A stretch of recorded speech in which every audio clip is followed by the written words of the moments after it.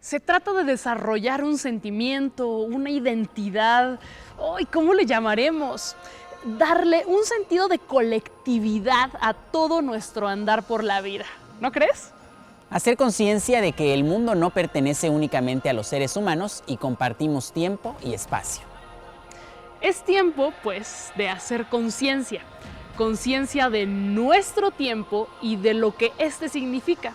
Vamos a ver la rueda de la fortuna, una interesante reflexión sobre el tiempo en la historia.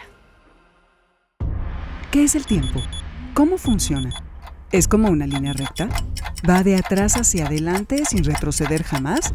¿O acaso es posible que se repita? Quizás es más complejo de lo que pensamos. ¿El pasado realmente es pasado, como dice la canción? ¿De qué manera llegamos a este presente y, sobre todo, a dónde vamos? Todo esto suena que estamos hablando de ciencia ficción, pero ¿qué crees?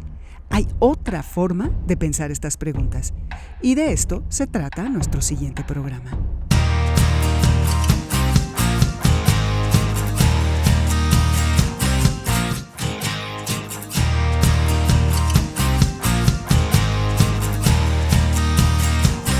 Esta es Lübeck, una ciudad alemana con muchos edificios de la época medieval de estilo gótico que a ratos parece sacada de un cuento de hadas. Justo en el centro de la ciudad se encuentra la Lübeck Marktplatz. Como su nombre lo indica, es una plaza pública, donde desde tiempos medievales se instala un mercado local. Lübeck fue conocida como la reina de la Hansa, o Liga Hanseática, una antigua red de comerciantes marítimos, creada a inicios del siglo XII, que dominó el norte de Europa y el mar Báltico. En su apogeo, llegó a extenderse desde Londres hasta Rusia, pasando por el norte de Italia, Alemania, los Países Bajos, Suecia y Polonia. La Hansa llegó a estar formada por alrededor de 200 ciudades y se dice que fue algo así como la Unión Europea de su tiempo. El puerto y el mercado de Lübeck estaban repletos de pieles, minerales, cerámicas, telas, alimentos, vinos y otros productos importados. Estas condiciones sentaron las bases para que en Lübeck se desarrollara una clase social conocida como burguesía, integrada por comerciantes y dueños de industrias, quienes acumularon cada vez más capital y riqueza. Para entender un poco mejor este momento de la historia, vamos a escuchar lo que nos tiene que decir el especialista. Hola, ¿qué tal? Soy Diego Améndola y soy doctor en Historia por la UNAM. La Liga Hanseática son un grupo de mercaderes, que ahora vamos a entender como burgueses, que se conforman primero en la ciudad de Lübeck. Estos mercaderes piden a la reina conformarse ya como un grupo que pueda obtener el usufructo de los puertos. En ese sentido, la Liga primero se conforma a finales del siglo XIII en el norte de Alemania y van a conformar una serie de ligas, de uniones con los demás mercaderes del norte de Europa, desde Brujas, es decir, actualmente la zona de los Países Bajos, hasta Alemania. Aquí lo interesante va a ser que estos grupos van a tener el usufructo de gran parte de los productos que van a vender, que va a ser pescado, va a ser productos y materiales para construir, mieles, pieles. Entonces este grupo, la Liga Hanseática, conformada ya como digamos un gremio, lo que va a pasar es que va a ser un contrapeso con el comercio del Mediterráneo. En ese sentido ya tenemos no solamente un grupo que una Oriente y Occidente, que sería el Mediterráneo, sino otro grupo en el norte que va a tomar en cuenta también todo el comercio del Báltico. Es decir, va a ser este contrafuerte, ¿no?, que va a apelar a otras formas de comercio y que al final del día va también a provenir de otros grupos de brujas que también van a comerciar con paño, que será un producto importantísimo dado que no iba a vestir a la nobleza. Entonces, digamos, grosso modo, eso sería la Liga Hanseática. Ahora, ¿cómo se conformó y cuáles son los antecedentes de esta Liga Hanseática? Como lo comentábamos, desde el siglo anterior, el siglo XII, hay una serie de zonas portuarias en Alemania que van a tener mucha producción. Hablamos de Lübeck, por ejemplo. En ese sentido, va a haber una serie de, vamos a decirles, reinos, ¿no?, ahora conocidos como países, que se vienen conjuntando. ¿Cuáles son estos países o estos reinos? Vamos a ir desde los Países Bajos, pasando por Alemania, Suecia, Polonia y hasta los límites de Rusia, lo que hoy entendemos como Rusia. Todo esto conforma el Mar del Norte y conforma el Mar Báltico. Es ahí la importancia de estos grupos. Ahora, ¿cuál es el antecedente? Tenemos un crecimiento de las ciudades desde el siglo XII, que se va a consolidar en el siglo XIII. Esto implica que hay un crecimiento de las zonas comerciales, hay un crecimiento de ciertos grupos que en los siglos anteriores, si bien existían, no tenían tanto poder. Me refiero a los mercaderes, que como mencionaba sería la burguesía. Estos mercaderes van a obtener mucho más poder hacia el siglo XII, principio del siglo XIII, se van a consolidar ya en los siglos XIV y XV. Entonces van a ser estos grupos que de inicio no pertenecían a lo que entendemos como estamentación social. Me explico qué es esto. Hasta el siglo XII, principios del XIII, tenemos tres grupos: los clérigos, los nobles y los campesinos. Ahí vemos que no hay ningún tipo de grupo que maneje la economía totalmente. En todo caso sería la nobleza, pero no son conocidos como los mercaderes. Estos mercaderes, al ir creciendo en su poder económico, van a tomar parte de las ciudades, poder en las ciudades, y es ahí donde empiezan a tomar decisiones políticas poco a poco y se insertan en los grupos de poder. Es ahí donde entonces posibilita que surja un grupo como la Liga Hanseática, que no solamente son burgueses, sino burgueses que se van a ir empoderando, como lo decía anteriormente, teniendo en sus manos los puertos y el comercio de varios productos que ya había mencionado. ¿Cómo cambia esto la vida social, la vida de la gente común? Los crecimientos económicos tienen actualmente a entenderse como el primer elemento que va a cambiar la vida de la gente. Sin embargo, hay que ver que la economía proviene también de cambios sociales, como lo mencionaba con esta llegada de los burgueses, los comerciantes, y también va a producir ciertos cambios en la economía. Yo mencionaría de principio tres cambios fundamentales. Primero, mayor producción de diferentes, vaya redundancia, productos, mayor también relación con otros reinos en cuanto a los productos que se van a exportar. Es decir, acudimos ante una economía que ya no es interior únicamente, sino hay una serie de exportaciones. Esto, por supuesto, sucedía antes, pero en menor escala.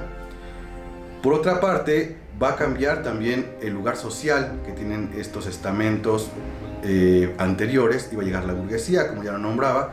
Entonces va a haber un cambio en las formas de concebir el mundo entre quienes lo conformaban. Ya no solamente serán clérigos o nobles o campesinos, sino estas personas dedicadas especialmente al comercio. Aquí habría que hacer un matiz, porque esto ya pasaba en Italia, o en lo que conocemos actualmente como Italia. Sin embargo, en el occidente europeo y en el oriente europeo no era tan común. Este cambio económico en el siglo XIII y siglo XIV va a hacer que entonces surja un nuevo grupo importante que, dicho sea de paso, por ejemplo, van a ser quienes siglos después, siglo ya XVIII, hagan la Revolución de Francia. Va a ser una revolución burguesa. Y un tercer elemento que es importante es el crecimiento de las ciudades. Si bien decíamos que ya veníamos de un crecimiento de las ciudades, con este crecimiento económico va a haber más ciudades importantes, no solamente Lübeck, ya tenemos también París, tenemos el actual Madrid, tenemos zonas en Italia que también ya son muy importantes. Entonces va a haber un desarrollo de varios elementos en cuanto a estructuras de las ciudades que van a dar pie a lo que hoy entendemos ya muy posteriormente como las capitales. Y además habrá que entender que todo esto tiene también un trasfondo religioso, porque entonces si el dinero es importante, si la economía es importante, va a haber un punto eclesiástico que va a ser cómo hacemos que la gente no peque teniendo tanto dinero. Es decir, que no llegue a la avaricia. Entonces también va a haber un cambio en la narrativa de la iglesia, buscando que no se hagan dos cosas: que no se caiga en la avaricia, y por otra parte, que no se caiga en la usura. La usura es cuando una persona prestaba dinero y se cobraba un impuesto muy alto por ese dinero que se prestaba, que, bueno, especialmente aquí, que es un tema, digamos, a un lado, pero lo relaciona a la gente de religión judía. Entonces, este cambio económico va a afectar desde lo mental, es decir, la religión, hasta lo factual, lo material, como las ciudades. ¿Qué es el tiempo? El tiempo podemos entenderlo primero como un constructo humano o como un constructo divino. Por ejemplo, en la Edad Media, el tiempo lo había hecho Dios. Actualmente, la gente no creyente y desde la modernidad entendemos el tiempo como un constructo humano. Aquí es importante decir que los seres humanos siempre nos establecemos en un marco cartesiano de tiempo y espacio. El espacio es en donde estamos y el tiempo es el momento en el que estamos. En ese sentido, el tiempo es esa medida que nos permite ubicarnos entre el pasado y el futuro. Es decir, le da sentido a nuestro devenir, a nuestra vida como tal, ya sea personal, como comunidad o como Estado, como una nación. Entonces digamos que de principio el tiempo es a medida que le damos las personas, que habrá diferencias también entre el tiempo y el tiempo histórico. El tiempo histórico, a diferencia del tiempo concebido, digamos, de manera normal, lo que hacemos los historiadores es ver no solamente cuánto duró la guerra de las Galias, no solamente cuánto duró la guerra de Napoleón, sino dónde ubicamos ese momento y qué importancia tiene en un devenir mucho más amplio, en una larga duración, un momento particular. Es decir, qué pasa cuando sucede un hecho histórico preciso, cómo lo leemos, en qué momento pasó, y entonces cómo podemos llegar a retomar esos elementos y leerlos lo más cercanamente a cómo se concibieron en ese pasado que sucedió. Nunca lograremos hacerlo totalmente, es decir, una total objetividad, pero sí buscamos explicar conforme a sus variables, digamos, este momento histórico que se inserta en este tiempo histórico. ¿Para qué le sirve a la humanidad? ¿Para qué nos sirve tener noción del tiempo? Aquí pensemos en qué pasaría si no tuviéramos noción de tiempo. Sería un ejercicio mucho más fácil. No sabemos qué está atrás de nosotros, qué está en el pasado. No sabríamos qué hay en un futuro. Es decir, no había una certeza de lo que está sucediendo. Aquí hay que entender entonces que el tiempo nos sirve para ubicarnos de principio. Y además nos permite echar mano de elementos muy importantes, que es la memoria, por ejemplo, ¿no? Todos recordamos los tiempos anteriores, tener una idea también de prospectiva, ¿no? Hacia dónde vamos, qué queremos hacer. Es decir, el tiempo lo que nos permite es dirigirnos hacia algún punto y saber de dónde provenimos. Por supuesto, este concepto de tiempo lo digo desde el momento de enunciación. En otros momentos de la historia, el tiempo tenía otra relación. Pongo un ejemplo muy fácil. En la Edad Media, por ejemplo, era el tiempo de Dios, en el cual había hecho el tiempo de los hombres. Estaba el tiempo divino, que era infinito, y estaba la era Ebum, que la Ebum era el tiempo de los ángeles, que era un tiempo medio entre los hombres y Dios. Entonces hay que entender que también de tener el tiempo y uno medirlo y utilizarlo y vivir en el tiempo no es igual en el siglo XXI que en el siglo XII o en el siglo XV. En ese sentido, si bien el tiempo siempre ha sido útil para la humanidad, ha sido concebido de manera diferente. ¿Cómo influye el pasado en el presente? Actualmente tendemos a pensar que el pasado nos instruye, por ejemplo, y eso es parcialmente incorrecto. Tendemos a pensar que si cometemos un error, no vamos a volver a cometerlo, y eso es parcialmente incorrecto también. ¿A qué me refiero? La historia no es la maestra de la vida. No porque uno cometa una cuestión hace 2 años, no va a repetirla. Entonces, de principio, el pasado no nos funciona para no repetir errores. Nos funciona primero para saber por qué sucedieron esos errores o esos aciertos, o quitemos los juicios de valor, esos procesos. Y entonces, ¿qué nos hizo llegar aquí? Pongamos un ejemplo. ¿Por qué sucedió la Revolución de Francia? Ahí podemos tener una serie de variables sobre, claro, había problemas económicos, había una burguesía que quería poder, tenemos a un personaje como Robespierre, pero si eso volviera a pasar, si hubiera otro Robespierre y hubiera problemas económicos y problemas políticos, ¿habría otra Revolución de Francia? Lo más seguro es que no, porque entonces la historia no es maestra de vida. La historia nos sirve entonces para comprender cómo llegamos aquí y no para repetir cosas. Ahora también, la historia lo que nos va a permitir es ver todas las variables en el tiempo que sucedieron para que un proceso llegara al momento en que ocurrió. Es decir, no hay que pensar de manera lineal, no hay que pensar de manera en que solamente un hecho, por ejemplo, el asesinato de Francisco Fernando provocó la Primera Guerra Mundial. No, y sí, fue un hecho que lo provocó, pero hay muchos más que lo provocan. Y finalmente, también el pasado y el tiempo y la historia con ello nos funciona para un elemento más, para no pensar en términos de progreso. ¿Qué es esto? Tendemos a pensar que la Edad Media estaban peor que nosotros. en la modernidad mejoraron las cosas y actualmente estamos en el punto más alto de la humanidad. Eso es totalmente incorrecto. No hay que ver el tiempo, la historia, el pasado como algo que nos enseña que somos mejores que lo anterior. Más bien hay un continuum, hay una serie de elementos que van sucediendo y hay retrocesos de repente en cuanto a actitudes humanas y de repente hay desarrollos humanos. Esto no implica que, si lo viéramos como un plano cartesiano, fuera una línea ascendente todo el tiempo. Este es un error que actualmente lo sabemos. En el siglo XIX se toma en cuenta como si el tiempo fuese así, como si la historia fuese, digamos, la infancia, luego la adolescencia y luego la adultez de Europa o de América. Y es totalmente incorrecto. Más bien hay que ver que el tiempo, la historia, el pasado nos funciona para ubicarnos temporalmente y lo más importante, que todos y todas somos seres históricos. Todos tenemos una historia atrás, sea individual, sea comunal, sea nacional. Entonces podemos entendernos como seres sociales y seres históricos a partir de esta lectura del pasado. A tan solo unas cuadras de la Lübeck-Marktplatz se encuentra la casa donde creció Thomas Mann, uno de los escritores europeos más destacados de todos los tiempos. Para darnos una idea, ganó el premio Nobel cuando apenas tenía 25 años. Esto fue posible, para empezar, gracias al ambiente en el cual creció. ¿Recordamos a los comerciantes de Lübeck? Pues resulta que los Mann fueron una de las familias más prósperas de la ciudad. Su posición económica permitió que tanto Thomas como su hermano Heinrich recibieran una buena educación y se dedicaran a las letras.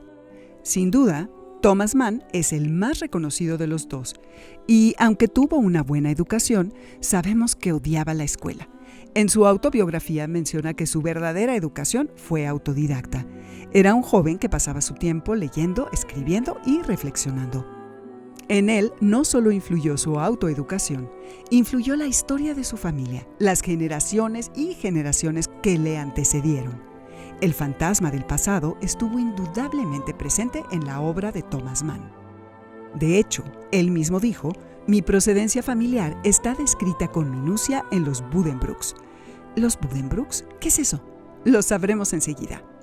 Hoy en día, detrás de esta elegante fachada blanca, se encuentra uno de los museos literarios más singulares del mundo, los Buddenbrook House, un recinto donde la literatura cobra vida, pues sus salas son una especie de rompecabezas que recrea su famosa novela Los Buddenbrooks, Decadencia de una familia. Fue precisamente por los Buddenbrooks que Thomas Mann ganó el Premio Nobel de Literatura. Pero, ¿de qué trata esta novela? Bueno, su título nos da la pista. La historia es sobre una familia burguesa que en unas cuantas generaciones pasa de la prosperidad a la decadencia. Las vidas de sus personajes se ubican en las décadas intermedias del siglo XIX, entre 1835 y 1876. En ese tiempo pasaron muchísimas cosas importantes en Alemania, como la Revolución de 1848 y la unificación de los 39 estados en los que estaba dividida para constituir una sola nación. De allí nació el imperio fuerte, militar y ambicioso, que no fue derrotado sino hasta la Primera Guerra Mundial. Los fundadores de los negocios de los Buddenbrooks son la primera generación de esta familia. Tienen puestas sus esperanzas en su empresa, en el progreso. Por eso son ordenados, trabajadores, calculadores y animosos. Son los perfectos burgueses que les quieren heredar dinero, buenos modales y cultura general a sus hijos. Como muchos padres y madres, desean que sus hijos puedan disfrutar de todas las cosas que originalmente ellos no tuvieron. La segunda generación es ambiciosa. Quieren procurar lo mejor para sus hijos, pero también desean acumular cada vez más riqueza para distinguirse en sociedad. Les encanta codearse con otros ricos, competir, presumir y fingir que son muy felices con su forma de vida, aunque en la realidad, en la familia, hay envidias, resentimientos y toda clase de problemas. Sin embargo, la siguiente generación ha absorbido todos esos problemas y comienza a hacerlos más evidentes. Sus integrantes no tienen tan presente la idea de progresar social y económicamente. Haber vivido siempre privilegios hace que no tengan este tipo de preocupaciones. Entonces, en vez de estar obsesionados con el trabajo como sus padres y abuelos, ellos se dedican al ocio. Esto eventualmente los lleva a la decadencia. Su hogar, que alguna vez fue una deslumbrante mansión, entra en el total descuido. Esta novela, al igual que toda la obra de Thomas Mann, está repleta de temas y significados sobre los cuales podríamos estar hablando horas, pero a nosotros nos interesa por algo poco abordado: el concepto del tiempo. Muy frecuentemente se dice que la burguesía que impulsó el sistema capitalista desarrolló la idea del progreso, es decir, la idea de que las sociedades deben ser cada vez más prósperas, los individuos cada vez más felices y, sobre todo, que esto sucede con el dinero. Pero no, la idea del progreso es muy antigua. Para algunos filósofos, el progreso estaba relacionado con la religión, para otros con el desarrollo de nuestro potencial como seres humanos. La novedad burguesa es vincular la idea del progreso con el aumento de los bienes, las propiedades, la riqueza, es decir, cuestiones de índole material. Para alcanzar una meta o un fin, el individuo debe tener una idea del futuro. Para tener una idea del futuro es necesario tener también una idea de lo que fue el pasado y lo que es el presente. En otras palabras, la idea del progreso impone la división del tiempo en 3 partes que siguen un orden lineal y sucesivo, como si fueran las generaciones de los Buddenbrooks, o como en cualquier familia, donde hay abuelos, padres e hijos. La idea de que el tiempo está dividido en 3 con el pasado, presente y futuro hace que nos imaginemos a la historia como que algo ya ocurrió y que se encuentra en el pasado, es decir, muy atrás de nosotros. Sin embargo, el pasado no muere del todo. Los distintos sucesos que han ocurrido tienen mucho que ver en cómo llegamos a este presente, y este presente nos llevará a un futuro. Las condiciones en las que vivieron nuestros abuelos, por ejemplo, determinaron varios aspectos de la vida de nuestros padres, tanto lo bueno como lo malo, y aquello que vivieron nuestros padres influye en lo que a nosotros nos ha tocado vivir. Esto no solo sucede en las familias, pasa también con las sociedades. Es más, hasta los objetos tienen una historia que nos ayuda a entender por qué son como son. El pasado también tiene elementos que a lo mejor no encontramos en el presente, pero pueden volver a aparecer en el futuro si se dan las condiciones para que esto suceda. Además, hay muchas cosas del pasado como gestos, maneras de caminar, formas de comer, gustos, emociones, sentimientos, que son viejísimas y las conservamos sin saber su procedencia. No creamos que todo es progreso. Hay cosas que se perfeccionan como las computadoras y los celulares, pero hay otras que retroceden. Por ejemplo, nos podemos volver a convertir en hombres y mujeres medievales, no de manera literal, no utilizando una máquina de tiempo, sino cuando, como sociedad, regresamos a formas más primitivas de entender el mundo que nos rodea. Quienes hacen uso de la violencia en realidad retornan a la animalidad, con perdón de los animales, porque no son ni han sido tan violentamente irracionales como los seres humanos. Pero volvamos a los Buddenbrooks. Sus últimas generaciones mostraron pesimismo, apatía y desinterés por la vida. Una regresión. Estaban ya muy lejos, muy atrás, por así decirlo, de aquellas actitudes que caracterizaron a los primeros Buddenbrooks. Para dividir pasado, presente y futuro, lo ideal sería tener claro qué ha concluido. Saber que, como dice el dicho, esto no se acaba hasta que se acaba. Pero, ¿y si pensáramos que en realidad hay un solo tiempo, el tiempo presente? Si viéramos de esa forma, la historia se convertiría entonces en memoria. Es decir, ya no nos interesarían las cronologías año por año y generación por generación, como las de los Buddenbrooks. ¿Qué fue antes y qué fue después? ¿Quiénes eran los hermanos? ¿Con quién se casó cada uno? ¿Cuántos hijos tuvieron? Y así sucesivamente. A nosotros, hombres y mujeres del siglo XXI, ¿nos rige únicamente el tiempo lineal, el tiempo histórico que la sucesión de acontecimientos y hechos que siguen como en fila india uno tras otro? La respuesta es no. También nos rige el tiempo cíclico. No es que literalmente regresemos al año cero o que el mismo día se repita una y otra vez como en la película de El Día de la Marmota. Sin embargo, cada año, en la misma o más o menos la misma fecha, celebramos cosas como la Navidad, la fiesta de Año Nuevo, el corte de la Rosca de Reyes, el Día de Muertos y, por supuesto, nuestro cumpleaños. Es muy poético pensar en el tiempo cíclico. Cuando se piensa que al mundo lo rige el tiempo cíclico, los antepasados están vivos entre nosotros. La memoria revive a los muertos. Unos mueren para que otros vivan. El tiempo cíclico está asociado a los ciclos astrológicos solares y lunares, así como a los ciclos meteorológicos, a los ciclos agrícolas, a los ciclos menstruales y de reproducción asociados a los ciclos de la luna y los calendarios lunares, a las diosas de la luna. El tiempo cíclico corresponde con la noción de espacio cerrado, de conjunción de los reinos mineral, vegetal, animal, humano e incluso divino, en los que todo ocurre en tiempo presente, sin pasado ni futuro, o bien todo es simultáneo. Este tiempo se confirma en el movimiento circular de los astros, en la alternancia de la siembra y de la recolección. La curva cerrada o los círculos que se repiten representan la perfección y la eternidad, el perpetuo retorno de todas las cosas y la negación de los conflictos. Es por todo esto que, para muchos pueblos, la esfera y el círculo son imágenes sagradas, y no tiene sentido creer en un mundo paradisiaco. La muerte es una manera de venerar la vida y asegurar su continuidad. Lo femenino puede tener atributos masculinos y viceversa. La constante es que todo cambia. Para seguir generando ideas, vamos a compartirte las reflexiones del especialista al respecto. Pero recuerda que nos interesa mucho lo que tú tengas que decir y que nos puedes contar a través de redes sociales. ¿Qué es el tiempo? ¿Para qué le sirve a la humanidad tener una noción del tiempo? ¿De qué manera influye el pasado en el presente? Después de todo esto, volvamos a preguntarnos, ¿qué es el tiempo? ¿Cómo funciona?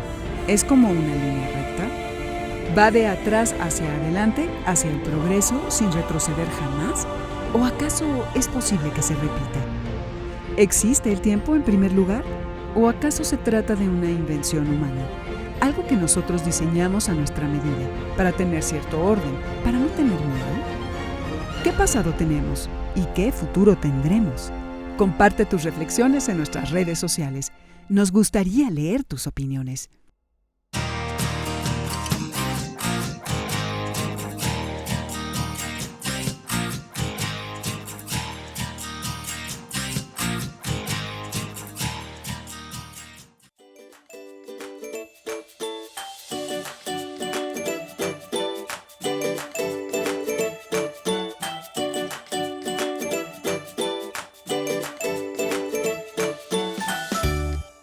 Hola, mi nombre es Fernando Mejía y en esta ocasión vamos a trabajar una pausa activa relacionada con el movimiento de nuestros segmentos corporales. Vamos a empezar con movimiento de cabeza. Posición inicial, sentado en su banca. Vamos a iniciar al frente. Regresa a posición inicial al centro, atrás y al centro. 8 tiempos. Empezamos. 1, 3, 4. 5, 6, 7 y 8. Ahora nos vamos con la parte de los brazos. Vamos a iniciar con los brazos abajo, ¿sí? A un costado. En posición número 1 vamos a extenderlos arriba. Número 2 abajo en 8 tiempos. Lo hacemos ya. 1, 2, 3, 4, 5, 6, 7, 8. Es importante llevar el ritmo. Bien, vamos con la parte de los brazos. Posición inicial, brazos a los costados. Número 1 a los hombros, número 2 extiendo al frente, número 3 a los hombros y número 4 abajo a los costados. Iniciamos 8 tiempos. 1, 2, 3, 4, 5, 6, 7 y 8. Bien, ya tenemos 2 movimientos. Ahora, vamos con el tercero. Vamos a colocar las manos en las rodillas y vamos a extender primero pierna derecha, regresa a su posición inicial y después pierna izquierda. Lo contamos en 8 tiempos. ¿Listos? Ya. 1, 2, 3, 4, 5, 6, 7 y 8. Este movimiento lo podemos trabajar desde preescolar. Para nivel primaria y secundaria ya lo podemos modificar un poquito este movimiento y podemos hacerlo con ambos pies. 1, 2, 3, 4, 5, 6, 7 y 8. Es muy importante que estos ejercicios lleven un ritmo. ¿Cuál sería la variante? Meterle música de 2/4 o también podemos hacer equipos divididos por fila, donde los alumnos lleven la primera fila, el primer movimiento, segunda fila, segundo, tercero, cuarto y así sucesivamente y podemos alternarlos. Eso podrían hacer las variantes ustedes con sus ideas que tengan y con la creatividad que ustedes puedan incluir en estos movimientos. Les agradezco su atención. Hasta pronto.